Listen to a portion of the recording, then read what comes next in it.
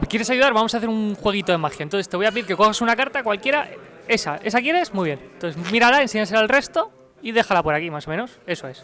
Que yo no vea, ¿eh? Y mezclo un poquito. Mezclo así un poquito, y corto y recorto además. Entonces, fíjate, el 3 de diamantes. ¿Es el 3 de diamantes tu carta? ¿No? ¿No es el 3? ¿Segura?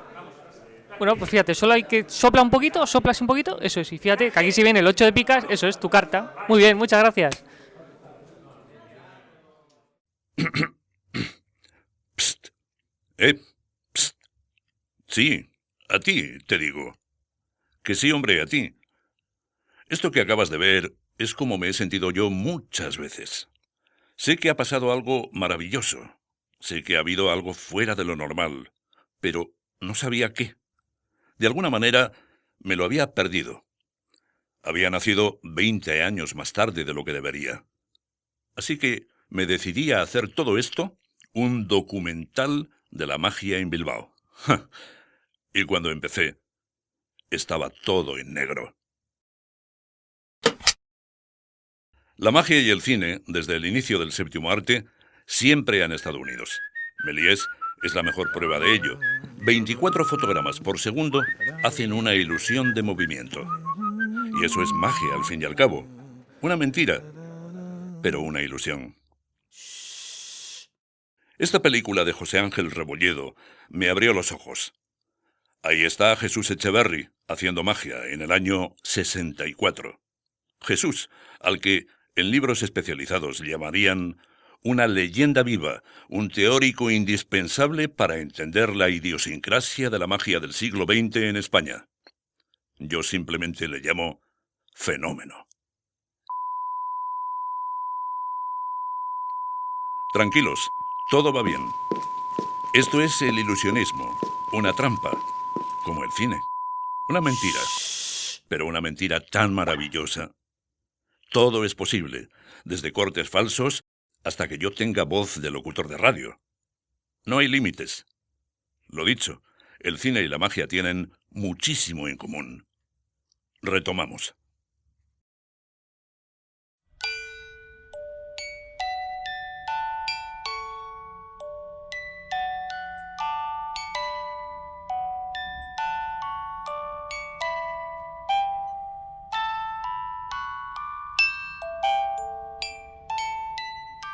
Quiquito es el primer mago, el mago bilbaíno que yo he conocido. Siempre a través de Ignacio tuvimos contacto con él, sobre todo en las cenas. Venía y solía hacer de presentador, siempre hacía un pequeño sketch, una cosita, y la verdad es que era un hombre entrañable. Y hacía una cosa que era muy divertida sobre un coser un botón, que lo hacía en plan mimo, y lo hacía muy bien, era muy divertido su acción. Recuerdo que hizo el efecto ese que es tan bonito, en el que se pinta sobre el suelo un circuito y se van poniendo objetos prestados por los espectadores.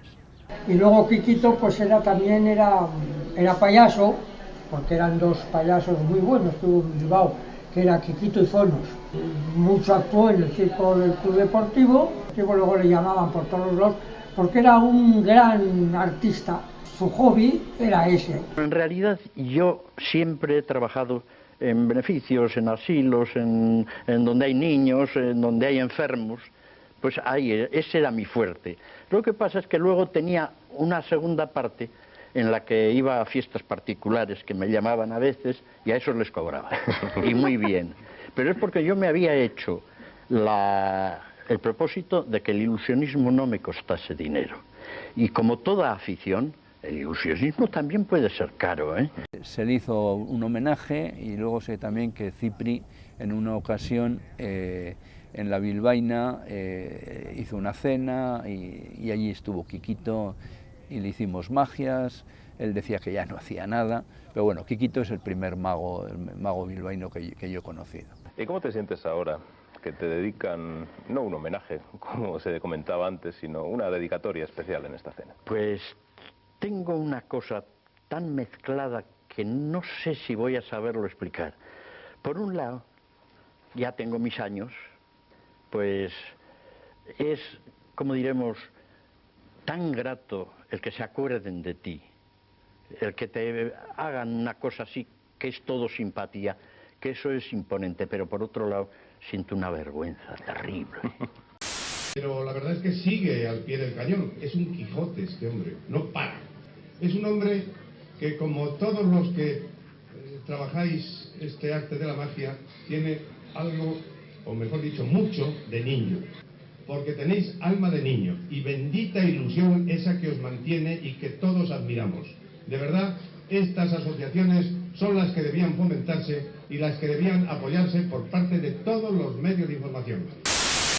Después de esta pequeña cuña casi involuntaria hacia los medios e instituciones, estas asociaciones son las que debían fomentarse y las que debían apoyarse por parte de todos los medios de información. Vaya, nunca está de más dejar claros los puntos por si hubiera algún alto cargo en la sala. Bien, sigamos. En el escenario, junto a Quiquito, estaba Ignacio Grasa, el mayor promotor y el mayor empuje que tuvo la magia en Bilbao. Desapareció, como buen mago, sin dejar ni rastro del truco, en febrero de 2012. Las reuniones de magos se hicieron aproximadamente sobre el año 1948, cuando Santiago de la Riva fue destinado a Bilbao. Nos reuníamos en su casa, Santiago de la Riva mandó, ese fue el primero, y andaba por ahí a su aire Marcilla. Y Santiago de la Riva puso un artículo en el periódico, es el mago y tal, interesa, tal. Santiago de la Riva, Enrique Besora, Ignacio Grasa, Quiquito, Santiago Marcilla, a Javier Anguiano, Alberto Álvarez, Juan Botía, Prudencio Morante, el mago Prumor, Saralegui, que tenía una librería en Bilbao, Carlos Pereda y Messier Corbeau. Ese era el núcleo de magos iniciales. Y aquí vemos a Santiago de la Riva haciendo magia mucho más tarde de pasar por Bilbao. Es una pena no saber la fecha exacta de la grabación, pero intuimos que pudiera ser a finales de los 80. Nuestros especialistas no se ponen de acuerdo. Claro, no tapó nada, absolutamente nada, pero al hacer así, justamente se me juntaron los 2 puntos. 2 puntos aquí y 2 puntos aquí, 2 en cada lado. Sí, claramente se ven. Ahora, si quiero que salten, se separan y ya está un punto aquí y otro aquí. Y aquí lo mismo, un punto aquí y otro aquí. Y aquí lo mismo, un punto aquí y otro aquí. Y aquí lo mismo. Ahora vamos a querer que se junten, hago así y automáticamente los puntos aparecen juntos ahí. Claro, todo el mundo quiere ver la barrita la pueden ver enseguida. Nada más tengo que hacer así, enseñar así y la varita ha desaparecido. ¿Dónde está la varita? La varita ha desaparecido. El que Santiago de la Riva abandonase Bilbao y que Besora fuese a Sevilla, dispersó el grupo. Grasa en ese momento llamó a la gente, procuró reunirse con ellos. Fue el bar Iruña y también el bar Coqui. Pero según lo que me contaba él, la mayoría de las veces se reunía solo, porque no acudía nadie.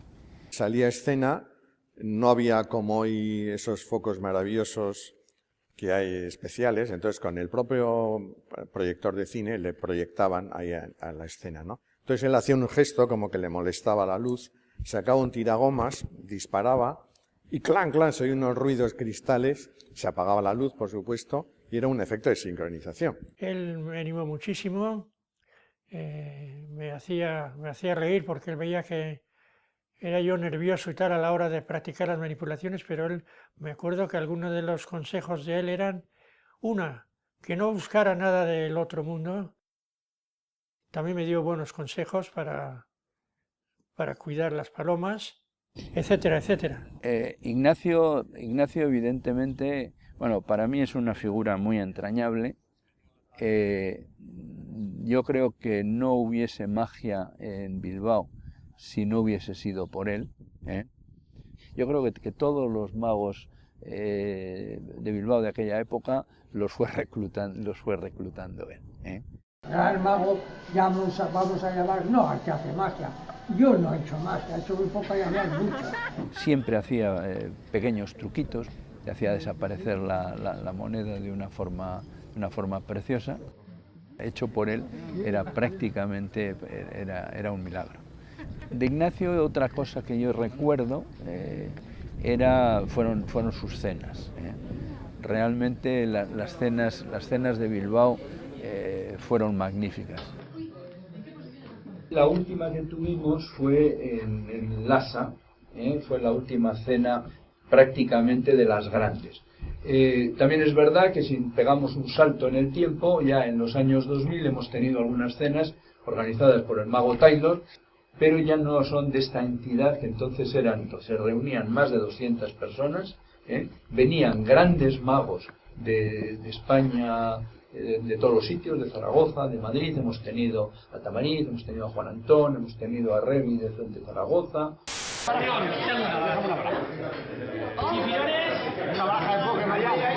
Deja ahí, sí. ¿Tú también has pedido? Quiero que me digas una carta, la que prefieras de todas. Una baraja de póker, la que tú quieras. Esta misma, el 5 de ron. El 5 de ron. Quiero que tú me digas un número. Dime un número. ¿Del 1 al 52? Del 1 al 52, el que quieras. El 7. Vale, el 7. Quiero que cojas tú las cartas, coge las cartas y vete echando aquí cartas, una a una. Y te pares en las 7. Y 7. El 5 rombos tú habías dicho, la número 7. ¡Oh my God! ¿Y cómo te llamas? Cristina, ¿no? Cristina. Mira, el 5 de rombos en la posición número 8 y se llama Cristina. No jodas.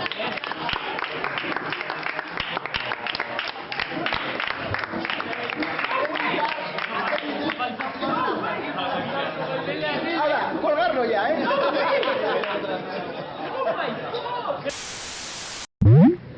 ¿Y qué hay más mágico que un viaje? Y más aún cuando se trata de un viaje en el tiempo.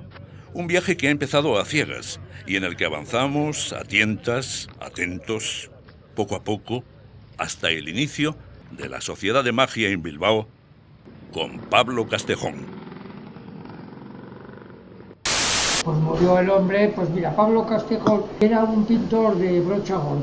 En lugar de poner pintor,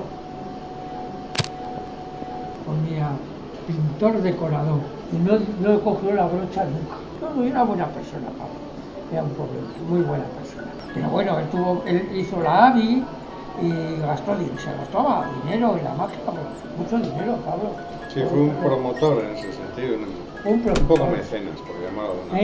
¿Mecenas? Tipo de Cipriano. Toda. Uy. Sí, hasta el final, con ayuditas. ¿Quieres soplar? No. Aquí, soplar. Así.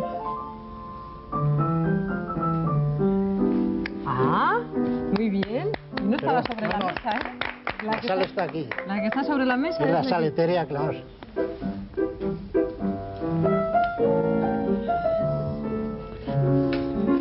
Vas a soplar encima de los nudillos, sopla. Bien.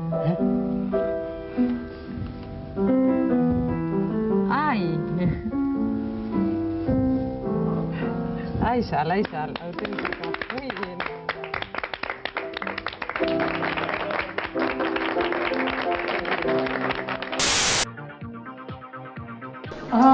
Roquecho. Sacaba las palomas a tirones. Y decía, sal, palomita, sal.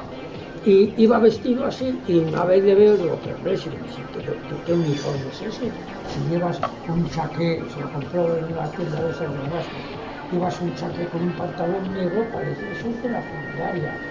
Y este luego fue el mejor que sacaba las palomas. Ayerdi fundamentalmente ha sido un mago autodidacta, ha sido un mago que ha estudiado mucho. Era todo un compendio de la magia, una actuación suya. Se formaba más o menos, era un autodidacta. Su interés por la magia nacía de esa manera y eran autodidactas. Y a base de machacar, de practicar, pues se mantenía el camino empezado, ¿no? Es verdad que ahora los tiempos han cambiado muchísimo. Curiosamente, y creo que es de un programa, creo que es de televisión, probablemente sea de TV, en el cual Jerry hace su número de palomas al son de un sorchico.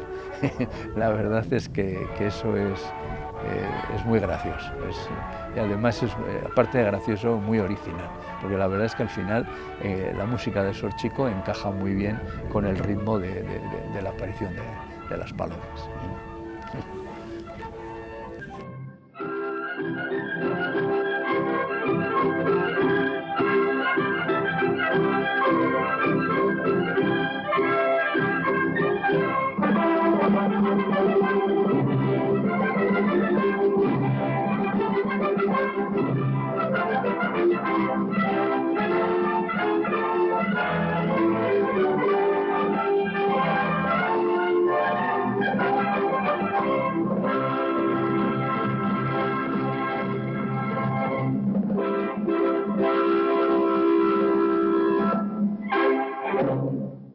Yo cuando le conocí a Roque, le conocí como mago.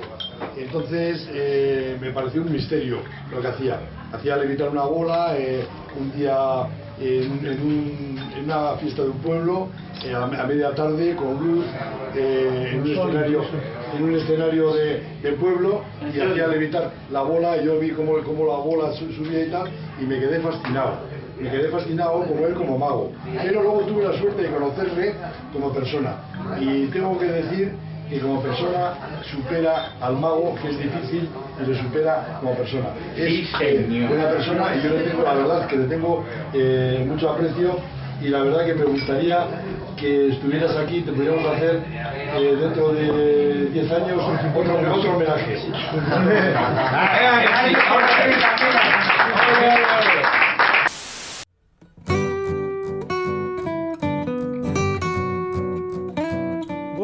Y ahora, haciendo una pausa de lo que fue mi comienzos en la magia, quiero recordar y mencionar a otro mago de esa época, llamado Idígoras, Miguel Idígoras. Fue otro mago extraordinario que fue de muchos aplausos y de reconocimiento de gran artista, de gran mago. Un verdadero fenómeno. Quizás sea interesante igual recordar la figura de Idígoras, ¿no? de Miguel. Realmente yo creo que ha sido el que más premios ha tenido. Bueno, quizá numéricamente no hayan sido el que más premios haya tenido, pero lo que sí es, en mi opinión, Miguel ha tenido los premios, los mejores premios, ¿no? Es de destacar la medalla de oro que le dieron en el primer certamen de San Sebastián del Cedan. Venía casi dada la medalla a un tal Roldán, que era un mago catalán que estaba viviendo en Holanda. Sin embargo, la actuación de Miguel fue tan brillante que el jurado tuvo que concederle la medalla de oro, ¿no? Hombre, profesor Esteves. El profesor Esteves vivía en un 600. Tenía ahí todo su taller montado. Sé que actuaba normalmente en un bar de San Francisco, y Esteves era el típico mago podemos decir que en aquella época había por toda España había muchos, que era el mago que actuaba en un bar. Y era un hombre que decía que era el hijo del que descubrió el motor que funcionaba con agua. Y era verdad. Hacían la típica rifa, y yo creo que quizás nunca tocaba la botella, ¿no? Porque a veces tenían unas botellas que eran viejísimas. Una botella que la etiqueta estaba negra ya, porque claro, rifaba la botella, la gente pagaba $1, $2, entonces fíjate tú cuánto tocaría aquella botella que estaba negra. En una de las cenas de la Andachueta, yo recuerdo que fueron saliendo diversos magos, y le tocó el turno a Esteves.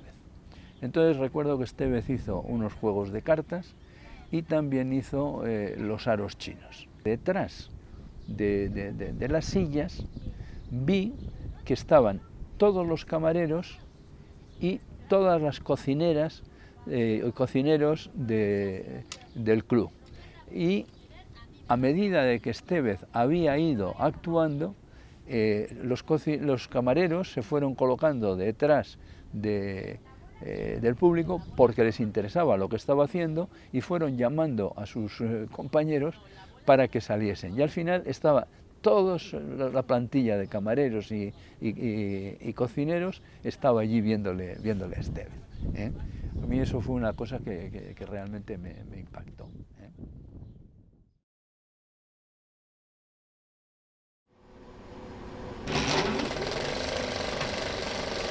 La historia de Aguado es un faquir que apareció en Bilbao y que estuvo en alguna cena haciendo su espectáculo. La historia de este hombre fue muy curiosa porque él estaba enrolado en un barco. Entonces, bueno, en la ruta que hacía, al final en un puerto, en la zona de la India, pues se rompió un cable estante, y ese cable, sabéis que en cuanto se rompe tiene una fuerza increíble, y fue pues segando, diríamos, heridos en la cubierta, y él fue uno de los que estuvo herido. Tanto es así que le ingresaron en un hospital en la India, y claro, el barco se fue y él tuvo que estar allá pues unos cuantos meses. Claro, la estancia en la India implica que quieras que no, estás en contacto con la gente, con la población, y empezó a interesarse por los temas de faquirismo. Le invitabas a una cerveza y al final se comía el vaso. Mira, este Aguado se metía, sangraba a chorros, se metía por todos los lados, y se presentó de concurso, no sé si fue en Zaragoza y tal, y lo descalificaron, porque dijeron, esto no es un suicidio, no se le puede dar un premio. Las espadas que normalmente se introducen los faquires son espadas relativamente, aunque son espadas evidentemente, pero son delgadas, pero es que este hombre, veréis cómo se está metiendo unas espadas que son bastante más gruesas que unas agujas de estas de tejer, ¿eh? Era espeluznante verle, o sea, de hecho Javier Tejerina me contó que en una cena actuó este hombre, una de las cenas que se organizaban, y en vez de ponerle después de la cena le pusieron antes, por si acaso.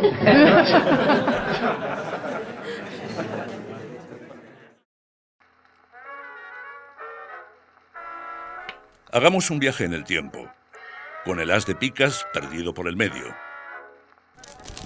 Y tras él, en su busca, el 8 de diamantes. Pero solo con girar las manecillas del reloj unos segundos hacia atrás, solo unos segunditos, el histórico as no se ha perdido aún, y el 8 espera impaciente su turno. Cierto que antaño, entonces, hablando de esos tiempos pasados, no había forma de disponer de material de magia, de cosas de magia, todo lo que se utilizaba, bolas, cartas especiales, accesorios que se usan, pañuelos. Entonces ni existían, ni se vendían, ni había dinero para adquirirlas. Por lo tanto había que apañarse, cada cual un poco, pues buscaba dentro de su gran afición el cómo preparar esos accesorios que no existían. Hoy vas a una juguetería, a una ferretería, hay 1000 materiales que antes no existían. Me acuerdo que Ignacio Grasa contaba que la primera vez que hizo la típica de las barritas, lo hizo con el mango de un cepillo de dientes, que era lo más parecido a aquello, incrustando unos diamantitos, ¿no? Pues bueno, ese tipo de cosas, lógicamente, hoy es mucho más fácil que entonces. Hoy hay otros medios mucho más sofisticados, mucho más prácticos, que eso ayuda mucho, naturalmente, a la hora del truco. Por mucha tecnología, por muchas cosas que podamos poner en la cuestión de la magia, hay una cosa que es la realidad, y es que todo es tan sencillo, todo es tan simple, a pesar de lo que se ve, todo es... Yo creo que todavía hay capacidad de asombro. La tecnología ha añadido cosas, diríamos, efectos nuevos que antes no se podrían hacer, pero la capacidad de asombro siempre va a existir. Y es que ya, si nos metemos en profundidades, diría que la persona humana necesita de la mitología, del cuento, de la historia, porque necesita de vez en cuando estremecerse. Y eso es lo que le aporta la magia, que la vida cotidiana no lo hace. Yo creo, en mi opinión, lo que es importante en la magia es el concepto ese de que tienes que hacer cosas imposibles. Yo creo la magia fundamentalmente es la presentación de unos hechos imposibles. Yo no creo tanto que la magia, hay mucha gente que dice que la magia engaña. Yo no creo que por lo menos el objetivo de la magia sea el engañar. Es evidentemente que la magia, como no podemos hacer milagritos, se basa en hechos poco conocidos, que presentados de una forma particular son capaces de aparecer como unos hechos imposibles. Yo creo que ese es el fundamento, ¿no? O sea, son hechos poco conocidos, presentados de una forma que no se conozca su causa, y entonces en el espectador producen ese hecho de imposibilidad, ¿no? He oído varias veces que el mago es la única profesión que tú engañas al público y te pagan por ello. Yo creo que no, yo creo que el mago realmente sí es verdad que lo que hace es, él conoce algo que no te dice que lo conoce, porque si dijeses, estarías enseñando el truco, entonces ya no tendría gracia. Y sí es verdad que es un hecho que yo conozco y que tú no conoces, pero yo te lo presento de forma de que es un imposible, y entonces te hago a ti sentir, o por lo menos es lo que debemos de pretender los magos, hacerte sentir esa emoción de lo imposible. Yo diría aquí que la magia para mí es una manera de contar una historia con unos ingredientes diferentes. Quizá la forma más pura sería contar un cuento. No hay nada en las manos, sí que es magia, y soy capaz de transmitirte algo que entra en tu cabeza solamente por el canal auditivo. Se abre la puerta al mundo de la fantasía, como ocurre con los cuentos. Tú un cuento o la propia ventriloquía, que es una arte anexa de la magia, ya sabes que habla el personaje, el actor allí, ¿no? Pero bueno, abstraes de momento que es el actor y te concentras en el personaje y te hace gracia, te metes, te gusta que eso fuera verdad, como en el cine o como en tantas cosas. Y ya sabes que al final se acaba, se encienden las luces y sales a la calle. Pero ese momento que has disfrutado estando en otra galaxia, en otro mundo, pues es la clave. Y entonces aquí podríamos decir, quizá, o plantearnos, si la magia es arte. La magia para mí he llegado a la convicción de que es un arte muy bonito, muy difícil. Claro, eso es lo que es importante, ese imposible, esa sensación que tenga el público, que lo que estamos haciendo realmente es un imposible. La opinión de la mentira, ¿no? La magia no es verdad, es mentira. Y sin embargo, conforme ha pasado el tiempo, me he ido convenciendo de que es un arte muy bonito, que se puede traducir en arte fantasía, arte maravilla, arte habilidad y arte de comunicación, de gran comunicación.